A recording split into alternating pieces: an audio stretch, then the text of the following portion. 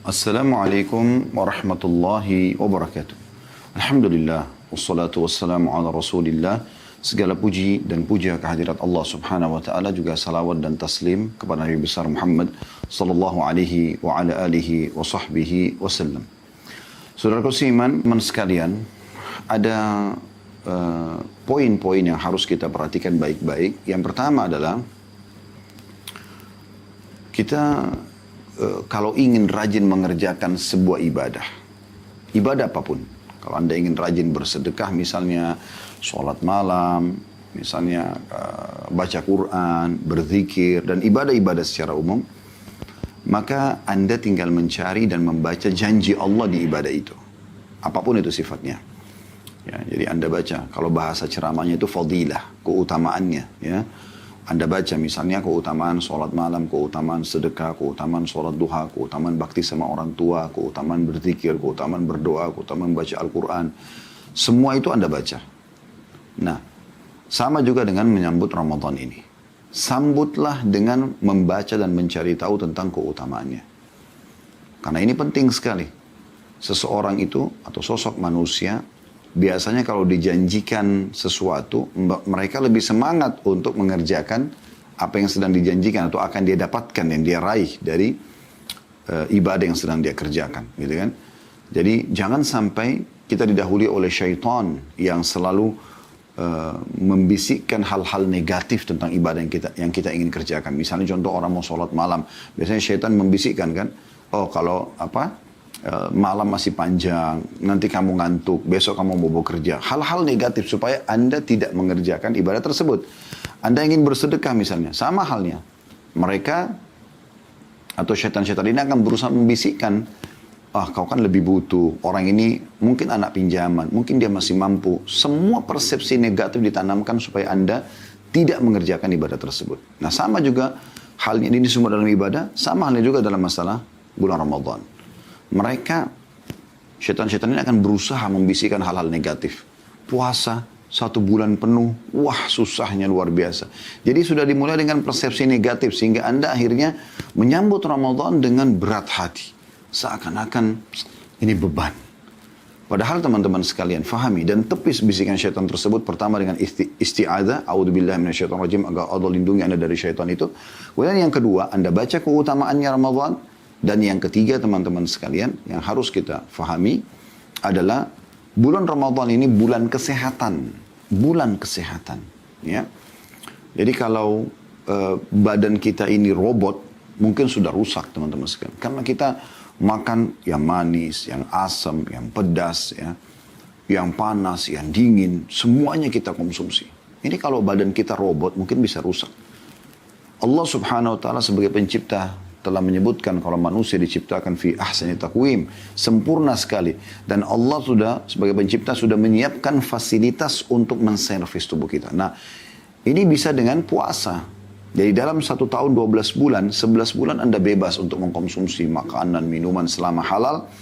Dan ada memang ibadah-ibadah sunnah seperti puasa sunnah, tapi tidak semua orang wajib mengerjakannya. Cuma di Ramadan Anda diwajibkan, karena sudah 11 bulan Anda gunakan tubuh Anda ini untuk mengkonsumsi makanan, minuman, ya kan gitu. Maka Anda butuh servis. Makanya teman-teman melihat hasilnya di saat tiba Idul Fitri, kita silaturahim ke rumah keluarga, seperti Masya Allah tradisi kita di Indonesia, biasanya kita silaturahim dengan keluarga. Baru makan beberapa potong ketupat saja sama sedikit kari ayam misalnya, udah kenyang. Kenapa kenyang? Karena perut kita sudah diservis. Usus kita sudah kembali normal lagi. Ya. Jadi demi untuk kesehatan. Ada satu orang di Saudi, teman-teman sekalian, dia tidak pernah mau puasa Ramadan, pengusaha besar di Saudi, kisah nyata. Karena dia tidak mau puasa, maka dia selalu mengajak istri dan anaknya untuk safar. Di akhir bulan Sya'ban, kayak kita sekarang ini dia safar. Dia nggak balik ke negerinya Saudi kecuali akhir Ramadan atau selepas Idul Fitri. Jadi dia nggak ada puasa dengan alasan musafir gitu. Itu dilakukan bertahun-tahun sampai akhirnya Allah uji dia dengan penyakit. Setiap kali tiba penyakitnya yang Allah ujikan, perutnya kejang dan dia kesakitan. Karena dia punya harta banyak, dia keliling dunia teman-teman sekalian. Dia berdatangi semua dokter spesialis penyakit dalam, tapi tidak ada yang tahu penyakitnya apa. Ya. Setelah dia putus asa, semua dokter sudah diajak konsultasi, kemudian juga dia ya sudah mengkonsumsi sekian banyak vitamin, obat-obatan, tapi juga tidak ada hasilnya. Maka dia terakhir ikhtiar mendatangi satu dokter Katolik di Jerman. Dan dokter itu sudah lama memasuki Islam. Setelah dilihat hasil labnya, orang ini nggak ada penyakitnya. Kalau secara medis. Juga dokter-dokter, nama dokter yang didatangi dokter-dokter terkenal internasional ini. Obat-obat dan vitamin dikasih semuanya yang bagus-bagus gitu. Ini tidak ada masalah. Tiba-tiba dokter ini karena memang sudah lama dia pelajari Islam dan dia butuh satu pendongkrak yang membuat dia mau nanti masuk Islam gitu. Tapi dia belum temukan. Maka dia pun akhirnya mengatakan kepada si Muslim tadi ini, bukankah Anda beragama Islam? Kata si dokter itu. Lalu orang ini mengatakan, iya saya beragama Islam. Lalu kata dokternya, di dalam Islam saya tahu Anda punya puasa yang diwajibkan untuk seluruh umat Islam. Maka sekarang ini sudah hampir bulan Ramadan. Coba Anda tinggalkan semua obat-obat ini. Tidak usah lagi konsultasi sama dokter siapapun. Coba lakukan terapi puasa itu. Kata orang ini, saya seperti ditampar oleh dokter ini. Karena memang selama ini justru saya menghindar dari puasa itu. Ini malah orang Katolik yang menasihatin. Allah gerakkan lisannya untuk berbicara gitu. Maka dia pada saat itu mengatakan, saya bertekad, berazam, saya mau berpuasa mulai sekarang. Dia bilang begitu dia pulang dari tempat dokter tersebut, tidak pernah kambuh lagi penyakitnya. Dan bulan Ramadan sebulan penuh dia puasa, tidak ada gangguan sama sekali. Sampai akhirnya selepas Idul Fitri dia datang ke Jerman, lalu dia berterima kasih pada dokter tersebut. Dan dokter tersebut memang kaget juga karena ternyata dengan terapi ini bisa sembuh. Dan ini yang dia harapkan juga, maka akhirnya dia syahadat. Jadi Ramadan itu, puasa itu adalah bulan training, bulan kesehatan, bukan penyiksaan. Ya, bukan bulan untuk menyusahkan. Para sahabat Nabi Ridwanullahi alaihim, mereka berpuasa teman-teman sekalian di waktu perang Badar di tahun 2 Hijriah. Tahun pertama disyariatkan Ramadan, ya, itu pas terjadinya ya, atau bertepatan dengan terjadinya perang Badar. Maka para sahabat berpuasa sambil berperang. Jadi seorang muslim tidak terganggu sebenarnya dengan aktivitas dia, ya, atau tidak perlu terganggu aktivitasnya dengan puasa, gitu kan? Tidak ada hubungannya sama sekali. Dia tetap bisa ya, melakukan aktivitasnya. Bahkan innamal a'malu binniyat, semua sesuai dengan niat seseorang, gitu kan? Kalau Anda niat pada saat makan sahur, kayaknya jam 11 siang sebentar saya lapar nih, kayaknya saya haus. Dan niatnya sebatas itu, maka nanti jam 11 dia benar akan merasakan itu, dia akan lapar, dia akan haus. Karena memang sugesti dia, niat dia hanya itu, gitu kan? Sampai di sini saja. Tapi kalau Anda coba, pernah nggak Anda amalkan? Saya yakin mungkin pernah terlintas dalam hidup Anda di bulan Ramadan ya. Anda niatkan saya sahur walaupun cuma dengan segelas air, saya tahan sampai azan maghrib. Tahan kok. Bahkan kadang-kadang subhanallah pada saat buka puasa pun hanya minum segelas air putih atau teh manis dengan beberapa potong kue atau kurma, kita sudah bisa bertahan sampai selesai tarawih baru kita makan. Gitu kan? Saya kadang-kadang subhanallah di bulan Ramadan makan cuma sekali gitu. Karena selepas tarawih makan, itu udah masih kenyang, sahur pun tidak dibutuhkan, paling cuma minum air atau makan beberapa butir kurma sudah cukup gitu. Ya. Maka Ramadan bukan atau pas Ramadan bukan bulan penyiksaan. Pada saat sahur dan buka puasa juga bukan ajang untuk balas dendam tanda kutip, sehingga Anda sibuk dengan makanan dan minuman sehingga akhirnya Ramadan yang merupakan target untuk kesehatan juga ya itu tidak Anda capai. Nah ini perlu difahami baik-baik gitu. Ya. Baik, kita akan mulai teman-teman dengan masalah poin pertama, keutamaannya. Ya.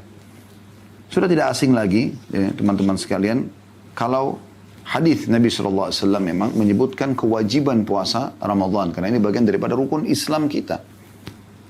Berarti Anda kalau kerjakan, Anda mengiyakan rukun Islam Anda. Ya. Karena kata Nabi SAW dalam hadis Bukhari Muslim, Bunyal Islamu ala khamsin, Islam berdiri di atas 5 pondasi, syahadatu an la ilaha illallah, syahadati an la ilaha illallah wa anna Muhammad Rasulullah. Mengucapkan 2 kalimat syahadat. Aku bersaksi tiada Tuhan yang berhak disembah kecuali Allah dan Muhammad adalah hamba juga utusannya. Wa iqamis shalah, dan mendirikan salat, wa ita'iz zakah, menunaikan zakat, wa saumi Ramadan, dan berpuasa Ramadan, wa hajjil bait, dan haji ke rumah Allah. Jadi kita tahu ini bagian daripada rukun Islam kita. Nah, makanya semua muslim yang sudah balik dimanapun mereka berada, standarisasi Ramadan semuanya puasa. Ya. Semuanya melakukan Ya, kegiatan-kegiatan ibadah yang diperintahkan.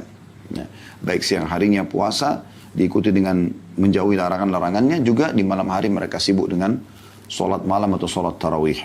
Juga hadis Nabi SAW, ini perlu kita niatkan ini ya, kalau mengerjakan puasa Ramadan, ya, menyambutnya dengan gembira, ini karena memang perintah Allah dan juga berharap balasannya.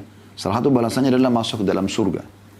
Disebutkan dalam sebuah hadis, ya, yang disebutkan oleh Al-Mundhiri dalam Targhib Tarhibnya, disebutkan oleh Al-Albani dalam silsilah hadis sahihah di nomor 867, yang dimana Nabi SAW bersabda, ittaqu rabbakum wa sallu khamsakum wa sumu syahrakum wa addu zakata amwalikum wa ati'u dha amrikum tadkhulu jannata rabbikum.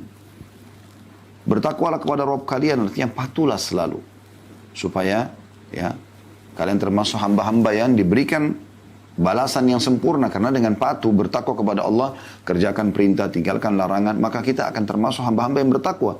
Dan kita sudah tahu dalam ya surah At-Talaq, surah nomor 65, 4 ayat berturut-turut Allah sebutkan tentang keutamaan bertakwa.